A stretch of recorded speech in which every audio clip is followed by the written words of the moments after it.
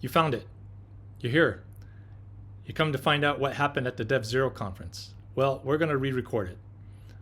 So that way anybody can actually access, because this is important information that we're going to go through. All right.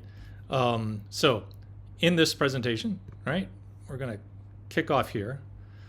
Let's do a hot off the press. The day that we did the DIV0 presentation about Shadowserver, the data breach, Verizon data breach investigation report came out. And what was really interesting and caught my eye as I was reading through it was this section here that talked about the exploitation of vulnerabilities has seen another year of growth, 35% as an initial access vector into breaches. And it's actually approaching where it's credential abuse, which is for years, credential abuse has been the way people have been breaking into systems. That's not good. Now, what's good, though, is this first area over here this is something that everybody listening to, if you're inside of an organization, you can actually subscribe to the Shadowserver Foundation daily reports for your organization and actually mitigate this issue. Because this is something in the Shadowserver Foundation we've been seeing over and over and over again as people are running into these issues with it, right? So this is kind of like what we're going to be talking about today. We're going to talk about who the Shadowserver Foundation is as a nonprofit, why it's different from all the other organizations out there, do a quick operations review of how you can integrate with it into core capabilities. And there was a discussion, and part of the discussion that happened at DIV0 was some of the ways that people can use the materials with it. My name's Barry Green. I'm a security and resiliency architect. Been doing this for 4 decades, a long time. This was a talk specifically focused in Singapore, which I'll talk about in a minute, the DIV0 community. I've got a long history in the community. If you want to find out more, you can come to the Shadowserver page, or you can go over to my SendKey information or the SendKey video page, and you can find out more about stuff that I do. This session is Traffic Light Protocol, which is a tool we use to talk about the classification of security information. It's TOP clear, so you can share this. Please share this to lots of people. If you find somebody out there who needs to know more about cybersecurity tools that can help them lock down their network from that increase of 34% that the DRIB or DBIR said, that's the core thing with it. All right. Now, who is DIV0? So this talk was originally given at the DIV0 community. And the DIV0 community are important things for cybersecurity professionals. These are local peers coming together regularly, working with each other, promoting each other, doing things with each other, right? So this is, sign up for it. Because I'm in and out of Singapore all the time, and I've been in and out of Singapore since '94, I sign up and I use the Meetup. I also subscribe to the LinkedIn over here, right? So I can know when the events are, and I let them know, and they send this particular round, say, hey, Barry, since you're in the same time we're having a meeting, can you present? And that's where this talk came from. How do you connect to it? Go to the website, Meetup, LinkedIn. Those are how I connect up to it personally. And some of the specialized training coming up, because we're pushing this out in the first part of May. Towards the end of May, we got SynCon, right? Sorry, I can't be there. I'm going to be somewhere else in the world at the time period. But these sort of local meetups are really important, because you'll hear in my other sessions, when it comes to cybersecurity, incident response, and crisis and things like that, your number one tool are your peers, your people. And groups like DIV0 are how you actually build up the peers. And this is kind of like one of the things that Shadowserver is really engaged for. Now, here's something to do right now. All right, you'll see this page. You can freeze it on this page. Sign up for this mailing list. This is the public mailing list from the Shadowserver Foundation. Why do you want to sign up for it? I'll be pointing to that, because this is the mailing list that will tell you that something is happening right now. Please go fix it. All right. Also sign up for the social media pages, because whatever is echoed on the mailing list is also echoed over in X and Info Exchange and LinkedIn and Blue Sky, right? And then sign up for the YouTube page, which if you're watching this right now, you're already accessing the YouTube page, but go ahead and subscribe to Shadowserver Foundation's YouTube page and share it out there with the information that happens on it. So who is Shadowserver? No, it's not a nefarious sort of group out, that's out there kind of doing shady things. This is actually one of the most important cybersecurity capability tools that's out on the internet today. As somebody myself who, before I was a volunteer, I would be using it all the time in my networks. It saved me millions of dollars Let's say that again. Shadowserver, the daily reports have saved me over and over again millions of dollars in risk reduction and making sure incidents do not happen. So me as somebody who's built networks and run teams and things like that, this is one of my #1 tools I get signed up to right away is the Shadowserver reports. Now, Shadowserver Foundation is a nonprofit. It's a nonprofit right now, US and in Europe, all right? So you got 2 different locations of it. So it's kind of global in scope, right? It's working behind the scenes. This is one of the things. Many people don't know who Shadowserver is and never heard of it because it doesn't have a marketing arm. This is kind of the marketing arm. A volunteer like myself will go out there and do a video like this, or DIV0 will promote it. The mission is simple: make the internet more secure by bringing light to vulnerabilities and the malicious activities and the threats. That means there's no incentive to actually keep the bad guys in action. The incentive is to actually squash the bad guys, reduce the risk, protect organizations. It's built just like on DIV0 on cultures of sharing, equipping organizations to improve the security, protect victims, right? And it does this by offering free remediation reports, right? So you got free remediation reports. So the vision of it is a threat-free internet. I'm sure everybody listening here, we want to have a threat-free internet, but we're going to always know there are going to be obstacles in the path, right? And Shadowserver's kind of always got this compass. Let's do the right thing for the right reasons, right? And conduct and leading edge research. And so there's a lot of collaboration that goes on with the Shadowserver community with it. There's more in the story. You can read through this story. This is all kind of like pulled down from the website. It's been around now for 20 years. And it's just been integral in so many of the different activities quietly out there on the internet, right? And for you, if you're watching this, it doesn't have to be quiet. So if you're somebody who's seeking to make the internet more secure, all right, does your business really require digital safety? Do you got to make sure your business is up and running all the time, right? So think about this. Do you want a culture of sharing? Come to DIV0, that's a cultural sharing, right? Things like that with it. Do you seek to equip your organizations, improve security? How about your customers, protect your customers, right? Do you want to lock up the criminals? The criminals attack you. Do you want to lock them up, right? Criminal investigations. Do you want to protect the victims? Make sure your customers, your partners, the supply chain, everything's secure. These are things that resonate with you, that's part of you. You need to sign up and help support Shadowserver Foundation, right? Now, why is this work different? Shadowserver, some people say, oh, they do attack surface. Oh, Shadowserver does honeynets and scanners and things like that. Well, yeah, all that. But what's different about it is there's a community behind it. So there's a community that you have a small Shadowserver team, all right? And then you have this community in the national CSIRTs, the vendors, law enforcement, researchers, cyber geeks, right? And everybody working together within the Shadowserver Alliance, right? And they study the risk and say, okay, let's work on, we got to get a scan for this one, or we got to put a sensor out for this, right? And there's a consultation that goes on, right? And in that consultation, it says, okay, here's a let's get this scan out. Let's get it out quick, right? And then the scan is built, and the word goes out to behind the scenes, and their Shadowserver uses Mattermost as a little tool behind the scenes, see what works, how it needs to be tuned, and then everything's ready to go, and it goes out to industry-wide. Boom, there's an alert. That's what you get out of your social media and the public interest. All of a sudden, there's a new alert. Here's a brand new vulnerability out there. Here's an alert. Scanning your network, so you see exactly what the bad guys can see. So it's different from like an attack surface company because it's actually collaboration of all these communities together to get a rapid response out to the world so they can actually do risk reduction as fast as possible. That's kind of like the core thing of it. So let's give some examples. Here's me. Years ago, I was doing security at Juniper Networks. Every morning I have my cup of coffee, I open up my email, and the first thing I read is my Shadowserver report. Yeah, let's go through the Shadowserver report, all right? And then one day I got like, oh, hey, I got from the Torpig MedBrute, I got 19 computers that got infected. And it's signaling out to the sinkhole. I'm going like, and that was a community activity to take down, the Torpig botnet and do the sinkhole. Now I got 19 computers that got infected. I go, what? Okay, immediately press my, activate my checklist, go through the checklist, call all the teams. We get the computers off the network, they're isolated. We were lucky. There was no lateral movement. We did, an investigation, and we had, everything was fully patched. Antivirus is up and running. All the defenses are in place. And basically, and several of them were running extra browser security tools, and they got through everything. So it wasn't for Shadowserver, I would have had like a penetration come into the organization, right? And so this saved me a ton of money, right, of what's going on with it, right? So this is an example of, this is a daily example. Everybody here who signs up to it is probably going to get like, oh, here's infections inside my network. This is one of the things that Shadowserver does.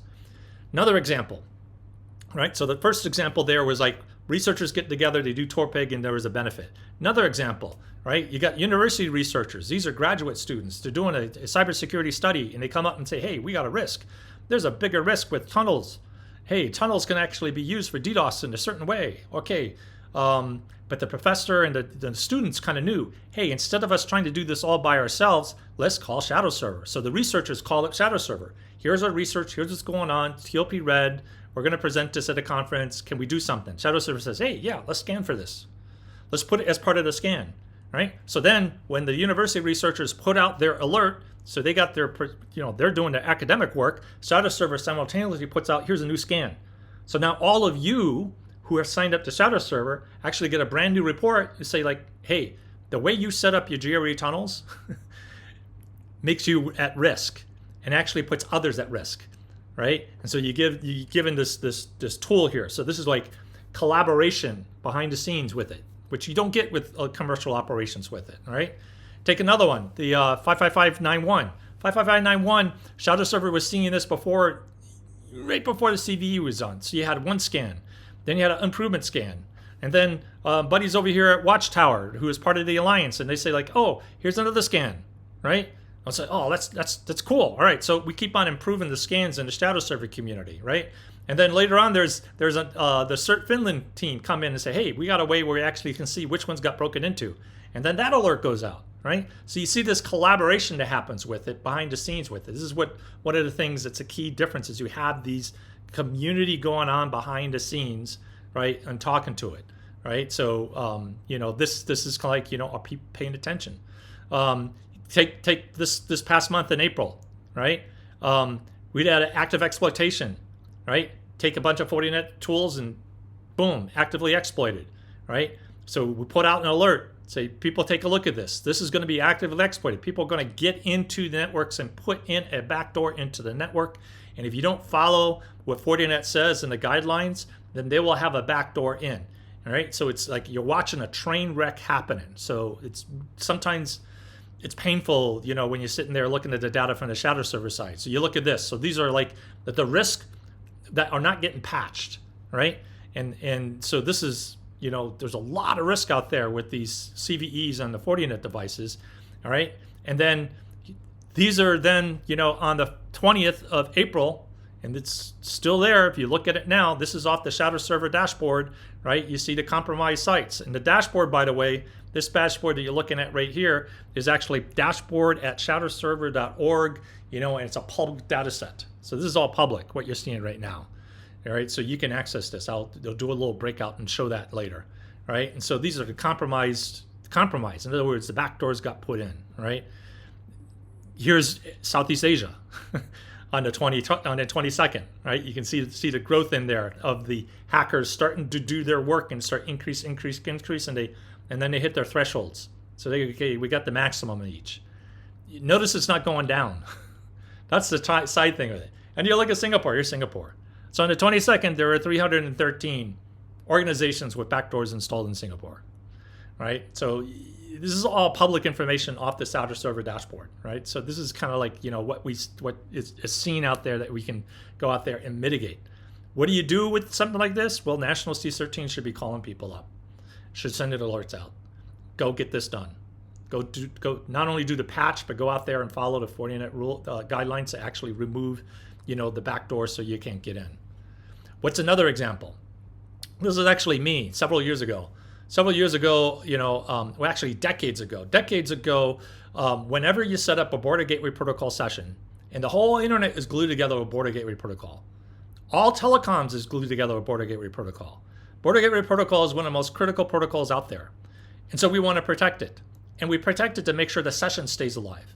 Now, yes, we do a lot of work to make sure the data that's moved in border gateway protocol, which is the route objects, we make sure those have security around it. And there's a lot of effort around that. But what's been going on is people have been getting the basics. The basic is that the BGP session should be protected at the route processor, at the router, in the network, and on the edge of the network. And then as you put the peer session together, you use this thing called general purpose TTL security mechanism. This has been figured out 25 years ago. 25 years ago, we settled on this architecture. It works. It's a champion. It keeps the session from being knocked down, right?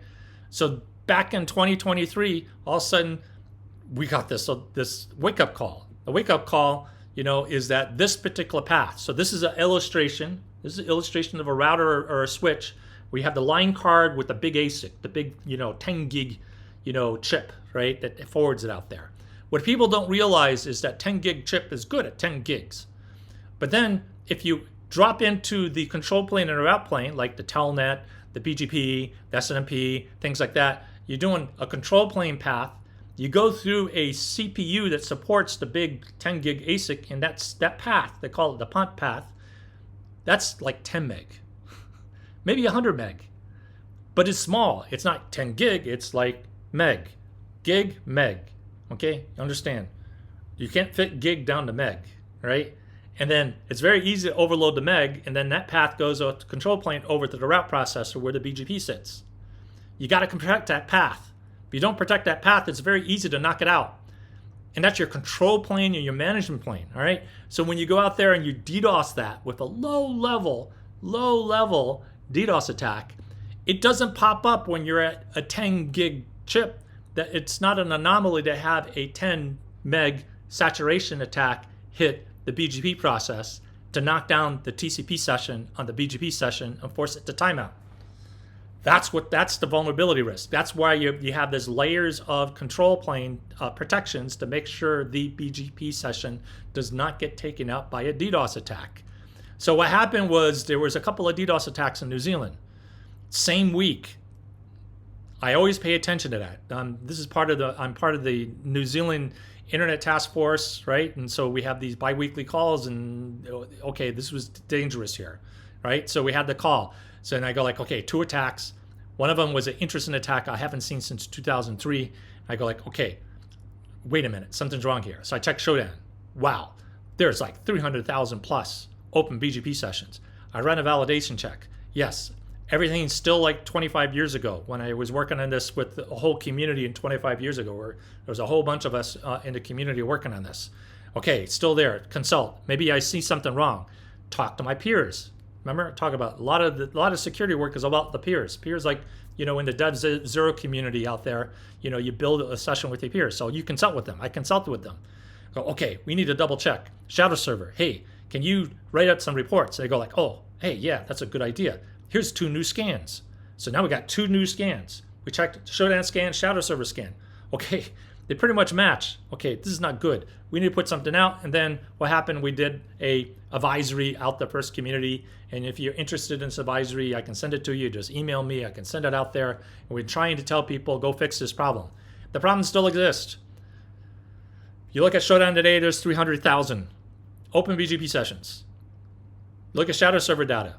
Same amount of data. You can see where they're at in the world.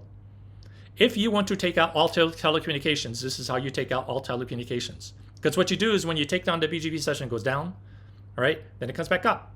And you hit it down again, comes back up, go down again. Now, every time you do that, every single device on the internet, every single BGP speaking device it goes down, it says withdraw the routes. Then it comes back up, it says add the routes. And it goes back down, withdraw the routes. Right? So everything is a computational load across the entire internet. Every BGP speed router, every connection to a mobile carrier, all the telecommunications, BGPs everywhere, and it goes up and down, up and down. All right? Now, you keep on doing that, and you do that to thousands of BGP speakers simultaneously, and you got this whole thing going on, and then you got this thing called route flat dampening kick in there, where you say, okay, I'm going to stop going add withdrawal. I'm going to dampen it. I'm going to wait 30 minutes.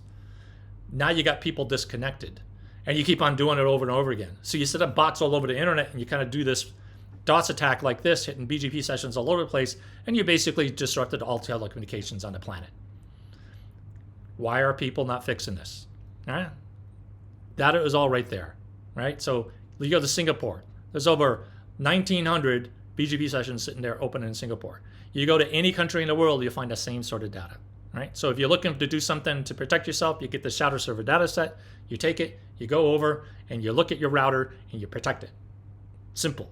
That sort of thing is simple. This is one of the things you see over and over again, is as you saw with that Verizon data breach report, it's these simple access areas, that you can get a big gain of risk reduction, right, with it, right?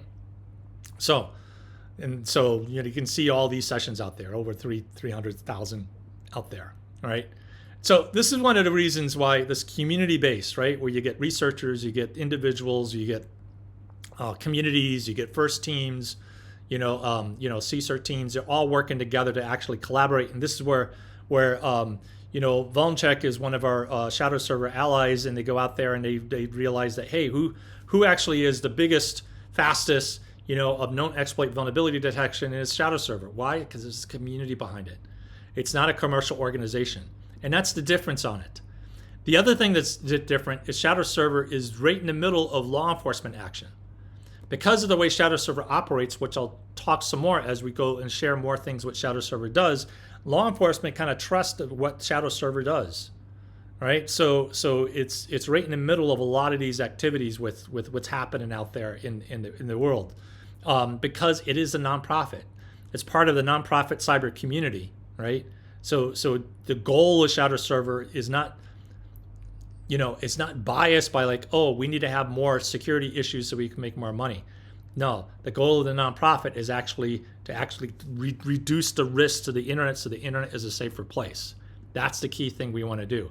So if you're interested in Shadowserver and participating in Shadowserver, you can be a champion. You can kind of join us, be a cheerleader inside your organization. Say, hey, we need not only to use Shadowserver to protect ourselves, but we need to support it because they're out there helping other organizations protect each other. Because the philosophy here is you can't put a wall around your country anymore.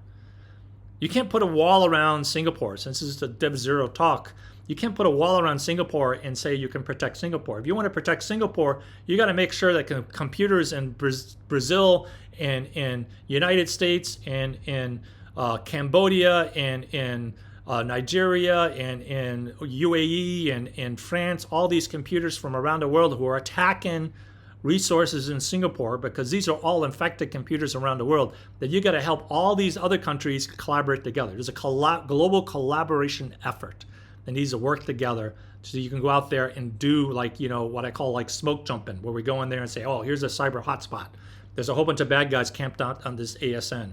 Let's work with this particular network owner, this autonomous system number, and then get that cleaned up. And we clean that up and the bad guys move away. All right. And then we'll go find the next hotspot to go clean up. Right. And that's sort of collaborative work. You can't put a wall around your country anymore.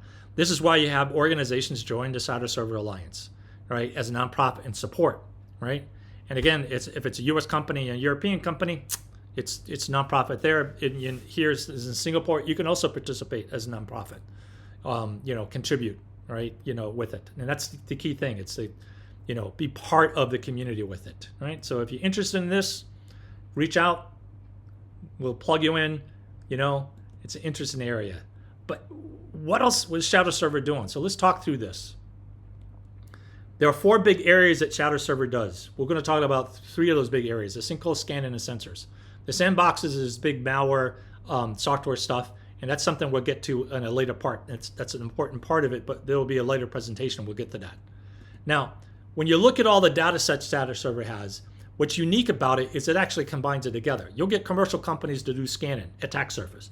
You get commercial companies to do honeypots. You get the Honeypot project, which is another nonprofit, and Shadowserver is intertwined with that sort of work. You get malware analysis, like Virus Totals, but Shadowserver has its own sort of capability with it. You get the synccolon happen. You have some companies do synccolon, but a lot of synccolon needs to be coordinated together, and that's where Shadowserver comes in, and it ties it into the daily reporting, right? And then you got the criminal investigations, because if you're law enforcement in groups or you're trying to do a takedown coordinated exercise, you got these sort of activities with it. All this feeds together into a daily report. And that daily report, anybody with an autonomous system an IP address and domain name, can sign up to it, and you get it via email or APIs daily, right? That's a valuable sort of tool, right? So you look at this and say, okay, let's look at sinkholes.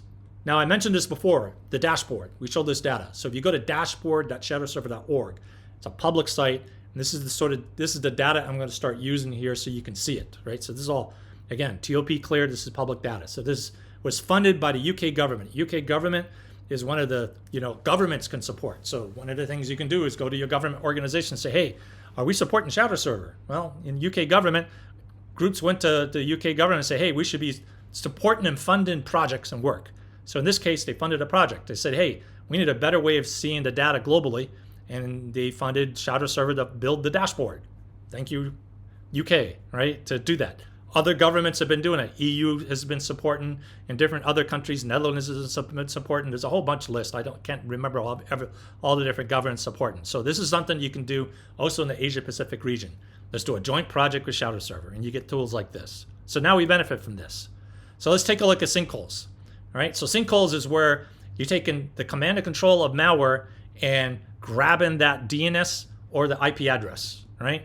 So let's take an example. I got some malware being sent out. Bad guys send out like a phishing, right? Sends down the second stage of the malware. So now I got that computer infected. And the bad guy controls that computer, right? So with the malware on it, with a command and control, what they call a C2. So they got the command and control. So all the bad guys building a botnet, building a malware system, building, this big, sort of group with it, all right? So now what we want to do is we intercept that, right? So there's different ways of doing it. So one of the ways that Shadowserver does it is the malware sample toolbox. So all the people who send up binary samples up, it actually processes it into sandbox. And then, sometimes we can actually break and find out what the domain of the C2 is. And then with that, we can then go out there and work with law enforcement, work with partners, work with different groups. And Shadowserver works with the registry of last resort to actually where you can park the domains, right? So then that domain around the C2, we can capture. We can stick it into a sinkhole, all right? So we can actually capture it, and instead of pulling it to the bad guys' servers, we can pull it to our servers. Sometimes what happens is we need to do a court order, right? And so you get, this is why the collaboration of law enforcement comes in, and then you get a court order that says, we're gonna grab that domain, right? And then what happens is now all the command and control for that infected computer goes to the Shadowserver infrastructure, and then Shadowserver is able to then report to you that you have computers in your network that got infected.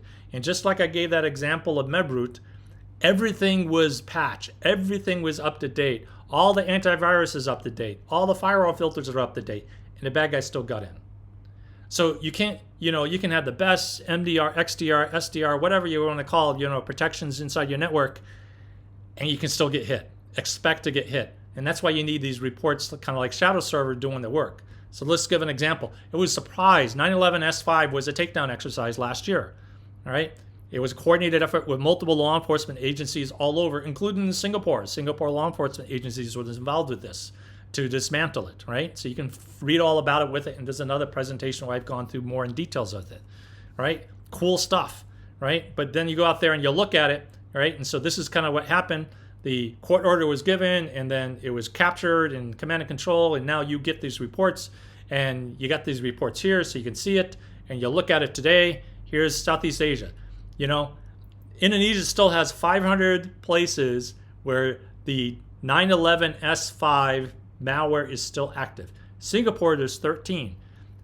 13, that's an afternoon of phone calls and say, hey, network, you have somebody has a computer in your network, and in your network, that computer is infected with bad guy malware that could be a backdoor into your system. If they downloaded this VPN system so they can watch the football match in Europe, maybe they downloaded other things they shouldn't have. Maybe you should take that computer and unplug it from the network and actually get it fixed, right? So this is the sort of reporting you can actually get with this, because this is stuff that's inside the network and beacon it out and talking to the command and control, right? So, talk to those 13 computers, and then you're off the list. And then what do? You go to the next one, right?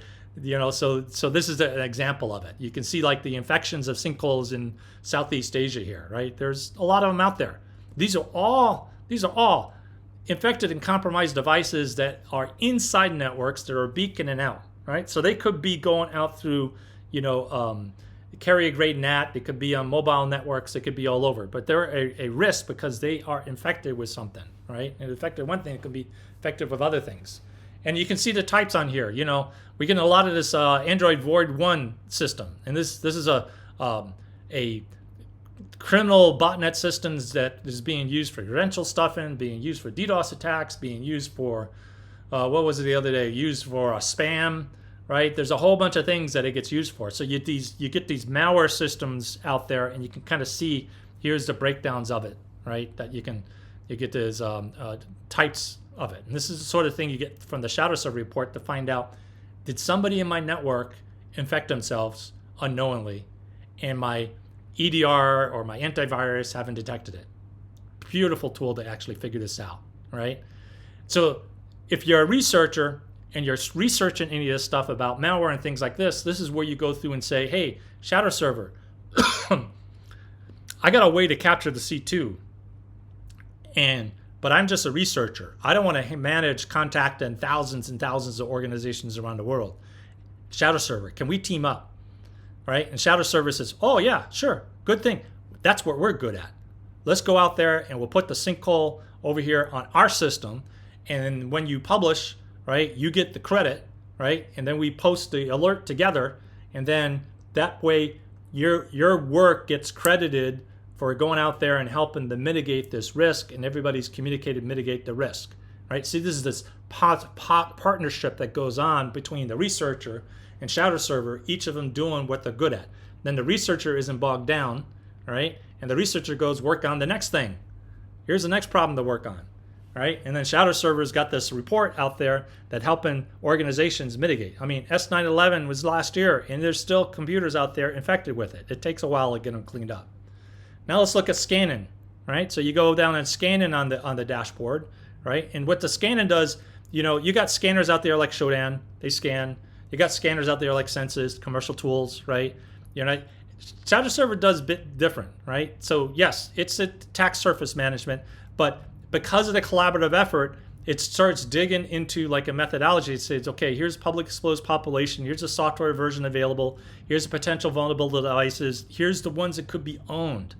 Because there's a collaborative work going on, a lot of times Shadowserver finds out when the devices are owned, when other scanning operations don't have that information because they're not plugged into that community, right? So this is the collaborative, operational security community that operates in TOP Amber Strict and TOP Red to actually figure these things out, right? So, and each of these are kind of difficulty that when you get down to it. Shadowserver's been doing this for over 20 years, so you get this precision with the scanning capability, right?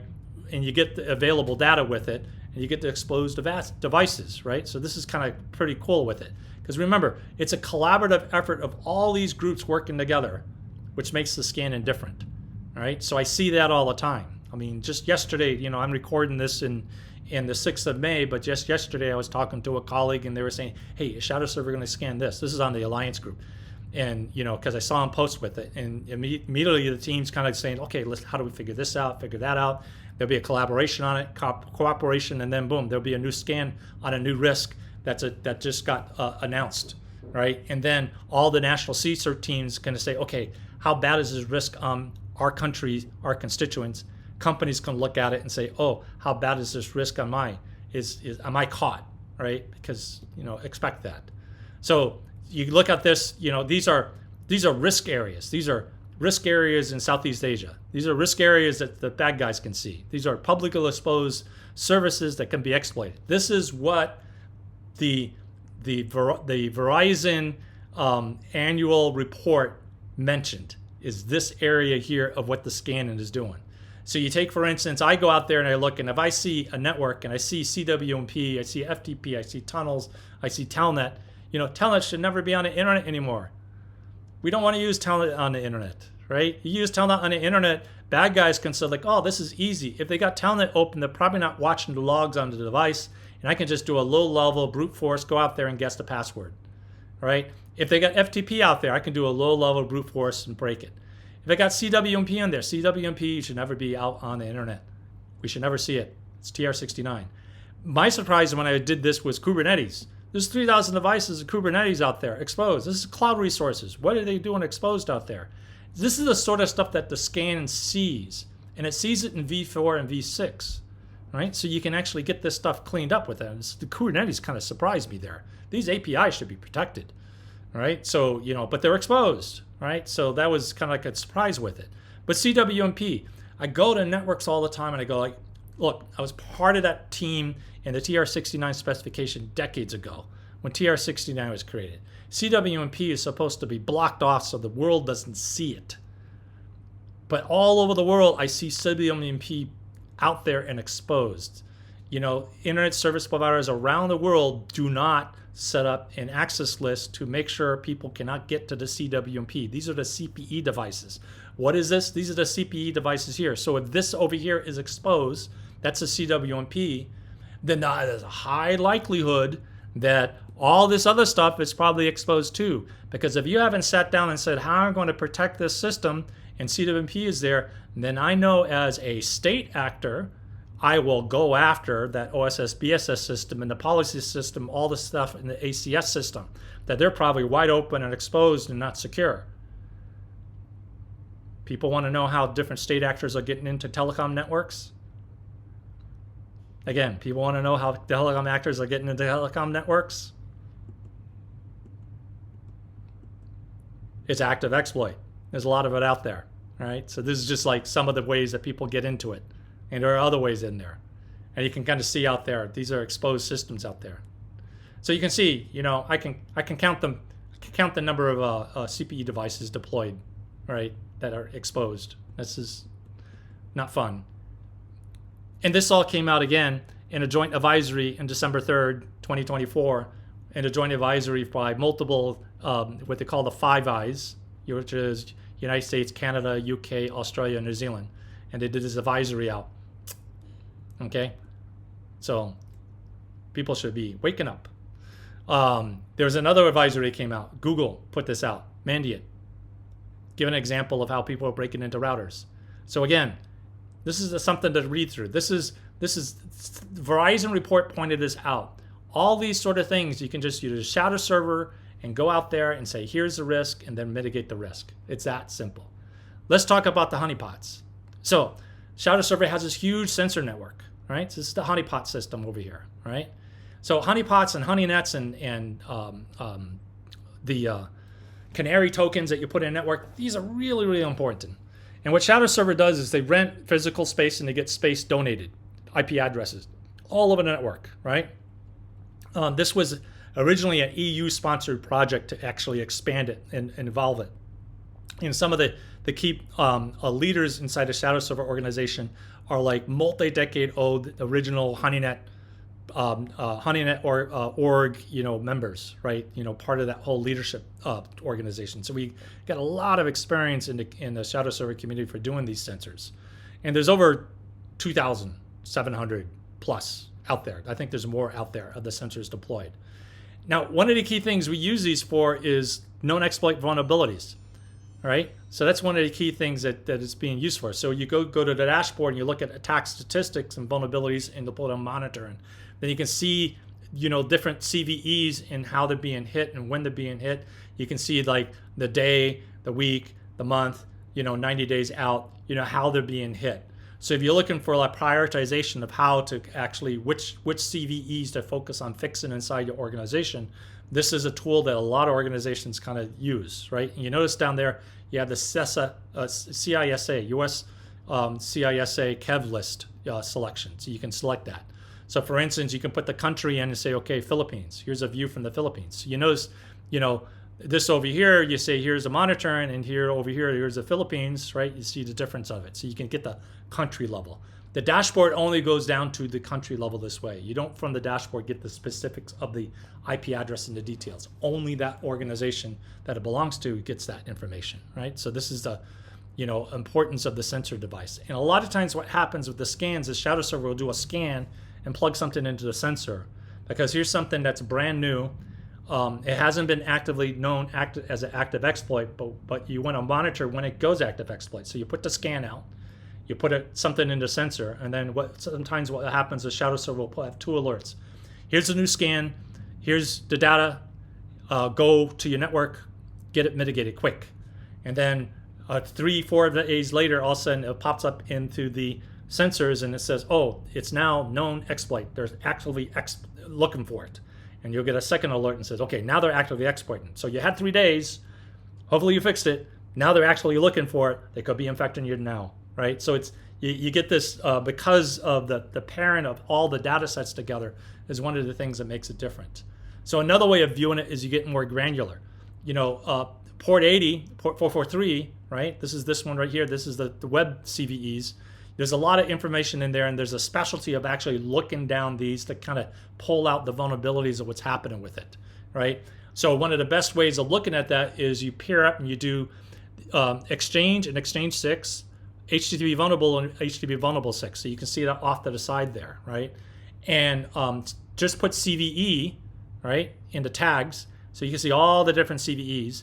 And then you can put the country. This is Singapore. So you can see the CVEs for the particular country, what's going on of the risk. So all of a sudden you say, okay, here's the risk. Then you can look up what's 203.23.5631. And you say, oh, that's how many exposed systems that could be exploited at any one time that have not been patched at this time, right? So you can kind of get this, and you can use a bubble chart view, right? So you can pop around the different views for what exposure is using it, right? And so that's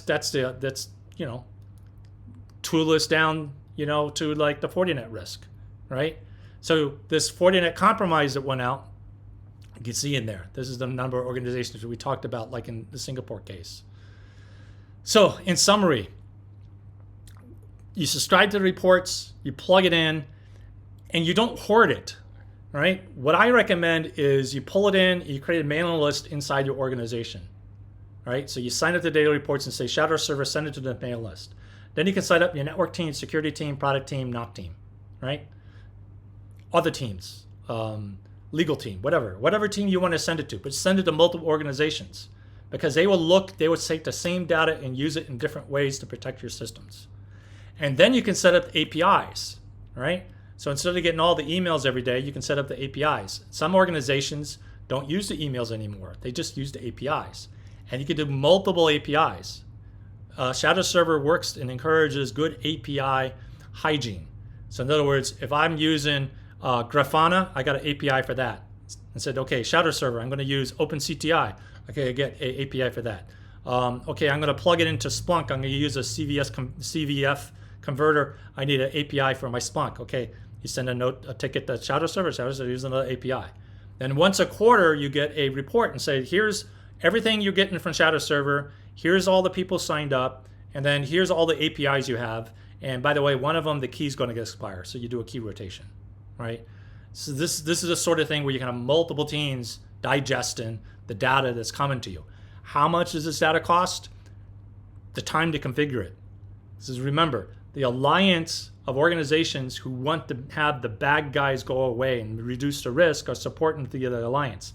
Governments are supporting Shadowserver, right? So you got these groups who are supporting so that you can just subscribe to Shadowserver and start reducing the risk in your organization. So this is the sort of stuff why Shadowserver has been working with DIV0 and other groups to say, here's how you can plug into it. It's all us working together, right? So this is what we're trying to do. Shadowserver works with a lot of national CSERTs and CERT teams and ISACs and other organizations, right? So if you want to have another presentation like this, just contact us. We'll come into your organization.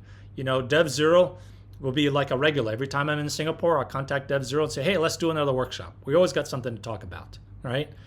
Ask your questions. Send the questions over here. During the DIV0 conference meeting, we had a long conversation, right, of different things with it. Go to the dashboard and check that out. Subscribe so you can see the webinars, like this webinar here that comes out with it. Subscribe to our YouTube channel because we've been starting to do more YouTube work.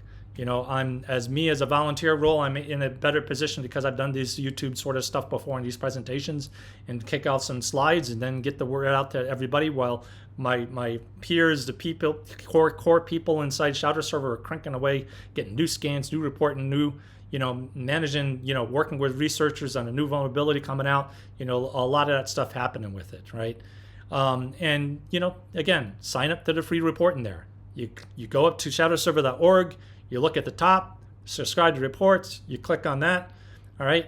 You go to the API page so you can see stuff at the API page, right? You sign up right here for the different, put your network details in there, and then you start the process and we'll get you onboarded. Now, one key thing about Shadowserver and the data, Shadowserver never sells the data. Never, ever, ever, ever, ever sells the data. There's been organizations who come to Shadowserver. I've been in these calls as somebody helped fundraise for Shadowserver, and people say, oh, yeah, we'll give you tons and tons of money. Just send us all the data. Nope, sorry. It doesn't fit how Shadowserver operates, right? Trust is key, right? So the data sharing principles are built on trust. So Shadowserver, yes, scans the entire internet twice a day for V4 and V6, got a whole V6 algorithm, tons of V6s being scanned. So A, B, C, and D all get scanned. B raises their hand and says, sign me up. So now B's starting to get the data. C, D, and A don't get any of B's data. All right? It's to that organization. That's the protection it has. So, you do not give Google's data to Microsoft. Microsoft data does not go to, Google, right? It's separated, right? The only exception to that is national CSIRTs.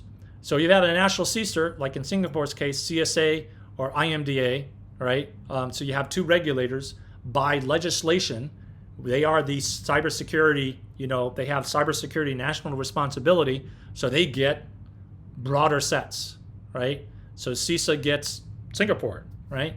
The IMDA, because they cover all telecommunications, they get all telecommunications, right? So you'll get these mandated by legislation, and then Shadowserver works with them every year to make sure everything's all set up with it, and because they have a broader view, and that's all operated in the TOP Amber Strict and TOP Red space with that part, all right? So that's how our data is managed, right? We got follow-up webinars, all right? So sign up for it, and hopefully we'll see you in the near future, at a DIV0 conference, So again, immediate action for everybody. Sign up to that mailing list. This is an important mailing list. It's very simple. You get an email and go like, oh, okay, I go fix things. Sign up for the the social media side, and then sign up to the YouTube channel. So, but at DIV0, we had questions and answers. And one of the questions that came up and says, hey, I am a MSSP. How can I sign up? Okay, MSSP. Now, what managed security provider? So Shadowserver has this program called the MSSP program. And it's there because there's no way Shadowserver can contact millions of organizations around the world. Millions of organizations, all right? There's no way you can do it. So the MSSP approach is a way where if you go back to that original thing where B can actually authorize somebody else to access, this is how it works. So what happens is you have the organization, like organization B, right? They go out there and say, hey, I signed up the Shadowserver report. But then you have a MSSP, all right? And the MSSP is contracted by the organization, right? Organization B. So the organization B says, hey, Shadowserver, allow this MSSP to access our data. They can get our API because I am contracting them to protect my network. And that's the MSSP program. So it allows a third party to actually get authorization from their customers to access the Shadowserver data on their customers' behalf, right? Now, many MSSPs says, well, why don't you just give me all the data? It says, no. You get the data for your customer when your customer authorizes you, right? That's very normal practice, right? The sort of thing of authorization, what you're authorized to do and not do. Your customer authorizes you as an MSP to access this data. So that's how the program works. So what would happen is the MSSP goes to the customer and said, hey, we process Shadowserver data. Can you contact Shadowserver? Sign up to them. Get the email reports. Get the API. We'll handhold you through the process. We'll help you get set up. Okay? So then the customer's all set up, and then MSSP says with the customer says, okay, let's open up a ticket and let's get the API key so it goes into our system. All right, so now it goes into the MSSP system, and then they mix the Shadowserver data set with their other data sets, and they go to their customer and say, here's risk reduction. Here's the things you need to reduce. So that whole thing that we talked in the beginning of the talk with the Verizon report, we're able to actually mitigate that through the MSSP, because the MSSP is looking at your overall risk. Shadowserver is given a new report that only Shadowserver is able to be first on market, and that MSSP is able to provide to you in more fine-grained detail about here's the things you need to do, because that's what you pay the MSSP to do, right? So this is one of the ways that Shadowserver can scale with it, right? So in other words, all this information here goes into the MSSP, right? So that's kind of system works with it, right? So yes. So that's it for this session. And thank you very much for watching. And go to the next DIV0. So I'm just going to go back over here and remind everybody what DIV0 is all about, right? So remember the right there, that guru. So DIV0, right? Thank you very much for the team to invite me in. I'm looking forward to coming the next time. We'll do another type of workshop, right? And we'll also do a video on it. And then those of you in Singapore, go here, all right? SingCon coming up, you know. Peer community is so important, right? Take care of that with your peer community.